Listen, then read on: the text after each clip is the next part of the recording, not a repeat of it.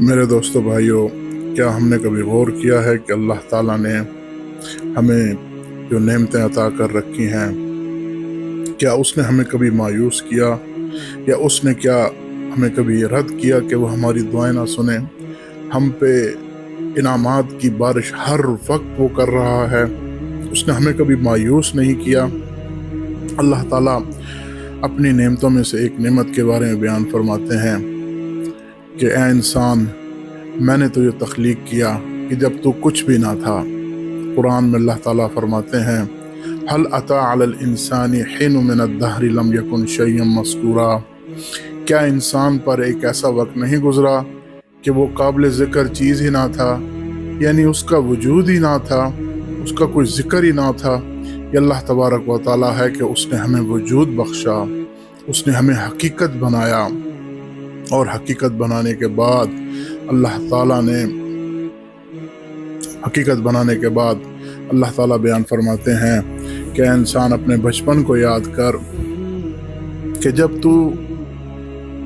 तेरे पास हाथ थे लेकिन तू पकड़ ना सकता, तेरे पाँव थे तू चल ना सकता, तेरा मुंह था तू खा ना सकता था।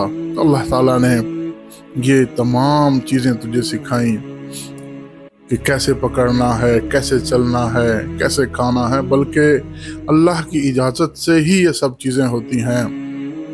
इसी तरह अल्लाह ताला फरमाते हैं कि बचपन में ही मैंने तेरे ऊपर तेरे माँ बाप को मुसल्लत कर दिया। जो तू रोता था तो वो रोते थे, तू हंसता था वो हंसते थे, तेरा ख्याल रखते थे, उनकी मोहब्बत मैंने दिल में तेरे लिए डाल दी। अल्लाह ताला फरमाते हैं कि मेरे इनामों में से एक इनाम कि मैंने तुम्हें तुम्हारी माँओं के ज़रिए से दूध मुहैया किया, और ऐसा दूध कि आज की टेक्नोलॉजी, मेडिकल और इनकी तमाम दौलतें और इनकी तमाम रिसर्च जो हैं वो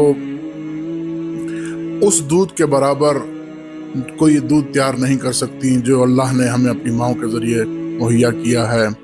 ये अल्लाह ताला की तमाम नेमतें हैं जो अल्लाह ताला ने हमारे लिए इस दुनिया में तैयार करके रखी हुई हैं। इस तरह अल्लाह ताला फरमाते हैं, इन तमाम नेमतों के बाद मैंने तुम्हें जवान कर दिया। तुम में से कुछ मर्द थे, कुछ औरतें थी, और जवानी की ज़िंदगी तुमने गुजारनी शुरू कर दी।